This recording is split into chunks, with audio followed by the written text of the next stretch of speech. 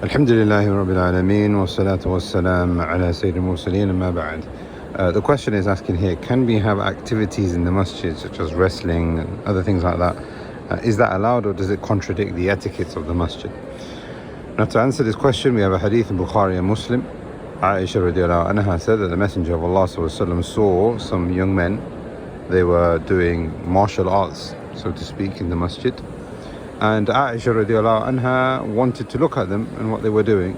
And the Messenger of Allah put a screen.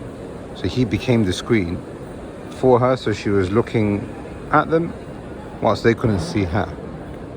And they were performing, these different, like I say, martial arts, routine in the masjid.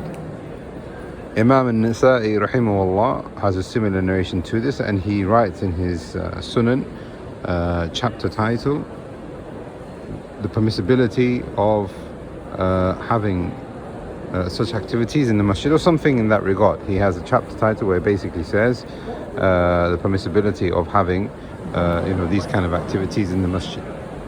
We also have another hadith in the Sunan which has been made Hassan by Shaykh al-Albani. The Messenger of Allah wrestled a man called Rukana radiallahu anhu, and they had a wrestling match inside the masjid.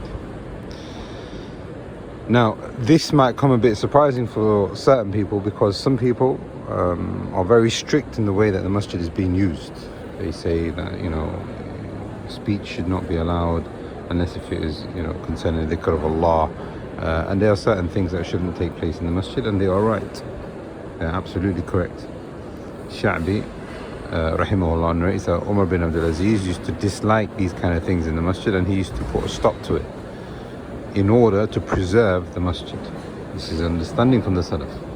But then how then do we understand these hadith? Ibn Rajab rahimahullah, in his explanation of Sahih Bukhari, which is also called Fath al-Bari, and others from the ulama, Ibn Hajar as well, in his explanation of Sahih Bukhari, which is also called Fath al-Bari, they have mentioned that if the masjid remains preserved and protected, so it doesn't harm people from establishing the worship of Allah, but you have activities inside the masjid which doesn't disturb that, then it becomes permissible for a person to do these things inside the masjid.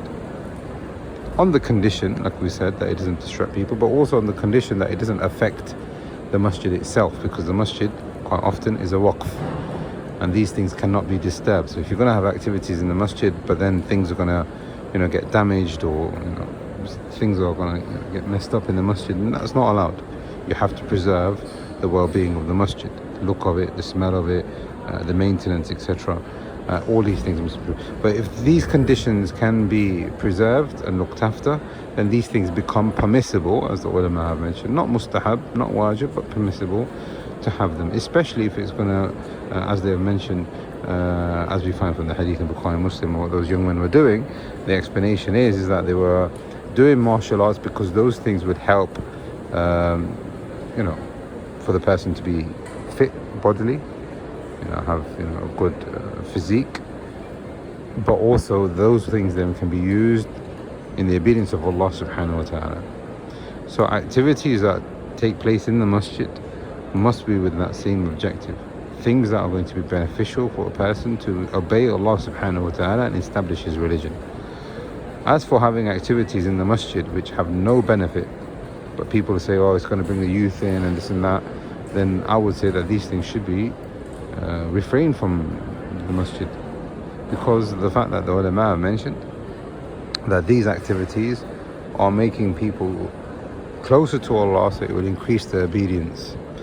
If the activity is not going to do that, if it's just a gathering, if it's just whatever it might be, I'm not sure, there's no real objective behind it, then these things definitely should be avoided.